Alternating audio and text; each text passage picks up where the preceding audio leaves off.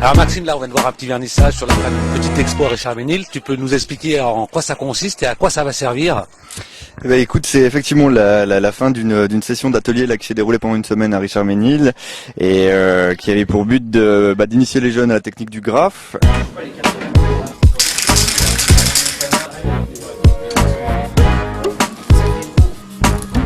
Et la finalité finalement du travail, ce sera au mois de juillet avec le festival des Trois Singes qui sera organisé les 5, 6, 7, 8 juillet 2006 au centre culturel Jean Lotte à Neuve-Maisons. Et l'idée, c'est de présenter tout ce qu'ils ont réalisé là au niveau de cette semaine d'atelier. Comme ce qui a été réalisé au niveau de l'atelier vidéo qui avait lieu cette semaine aussi à Chaligny.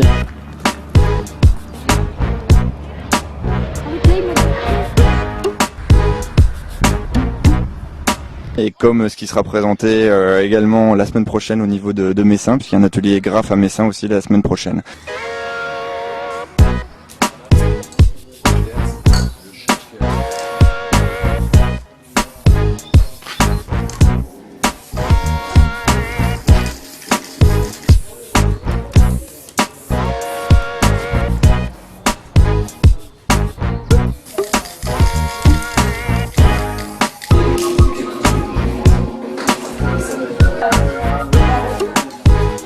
Donc tous ces ateliers-là sont en correspondance.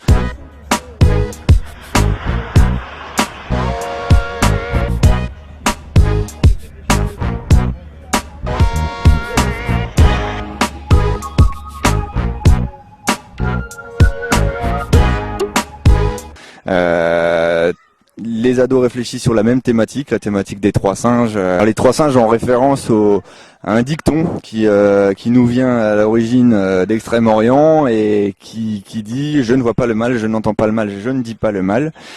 C'était donc les singes de la sagesse, le dicton de la sagesse, et qui a été transformé finalement en arrivant chez nous en Occident en « Je ne vois rien, je ne dis rien, je n'entends rien », qui est plutôt synonyme là de non-application. D'ici le mois de juillet, s'il y en a qui veulent participer, il y a un contact, il y a quelque chose? Il suffit effectivement de contacter l'association Regard, alors Regard REGARTS @cgtl.net, ça c'est pour la connexion internet, et sinon au 06 88 76 81 66 histoire d'obtenir des infos. Il y a d'autres ateliers qui vont avoir lieu encore courant juin autour du son et de la lumière, parce que l'idée c'est d'inviter les ados à être acteurs dans les ateliers, dans la pratique artistique, et être acteur également au moment du festival, quoi. C'est-à-dire de participer au montage du festival, à l'organisation. Donc il y a des stages de régie son lumière aussi qui seront proposés, et puis tous les jeunes qui décident et qui veulent participer au projet sont les bienvenus. Donc au moment du festival, des expos, du théâtre, et puis 2 jours de concerts, le vendredi et le samedi.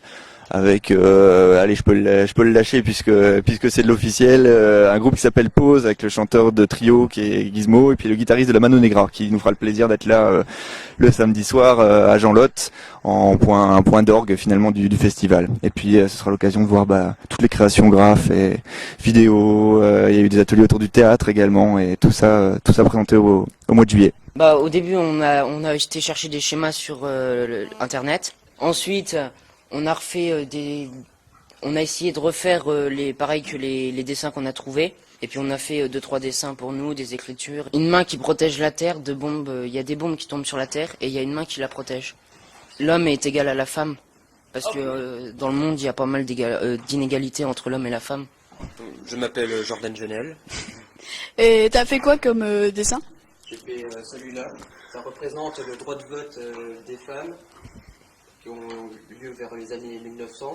Parce que avant, les femmes elles n'avaient pas le droit de vote, et cette loi a été abolie vers les années 1900. Bon, comment tu t'appelles? Je m'appelle Maxime. Tu as fait quel tableau? Celui-là et celui-là. Est-ce que tu pourrais nous expliquer ce que représente le tableau? D'arrêter de polluer les mers, les océans. Arrêter de couper des forêts pour y mettre des grands bâtiments, des villes, comme ça, laisser des coins de verdure. Comment tu t'appelles? Thibaut. Et qu'est-ce que t'as fait comme dessin? J'ai fait celui-là. Donc t'as fait ça parce que tu penses Ça représente quoi exactement pour toi? Bah, la pollution. Bonjour, tu t'appelles comment? Je m'appelle Pierre Noro. Tu as fait quel dessin? Les deux là. Le cœur avec le ruban et la planète avec une face blanche et une face noire. Et ça représente quoi? Donc la planète, ça représente la tolérance et surtout non-racisme, parce que c'est une tête noire et à l'envers, ça fait un visage blanc. Et ils vivent ensemble. Et pour l'autre, c'est un ruban avec avec tous les drapeaux beaucoup de drapeaux de pays. Donc ça représente à peu près la paix dans le monde et l'amour entre les pays, même si on est différents. Bon bah voilà, on a fait plusieurs tableaux qui sont faits en 3 carrés. Alors le premier il s'appelle Égalité, qui est en rapport avec l'égalité entre les hommes de différentes couleurs et de différents pays. On a fait une deuxième colonne avec le mot tolérance, qui est en fait aussi, c'est aussi presque pareil que égalité, sauf que on doit donner du respect et on doit pas se moquer des trucs du genre. Puis on a fait un troisième avec finalement le respect. Donc ces 3 mots sont à peu près des mêmes mots, quoi. C'est un peu des synonymes. Et tout ça pour protéger tout ce qui est racisme ou du truc du genre. On a fait des autres tableaux. C'était une sorte d'entraînement avant qu'on se mette finalement au travail final, comme ceux qui étaient juste avant. Donc ça a été fait par des différentes personnes. Là on a fait cela, c'est le travail final qu'on voulait abolir.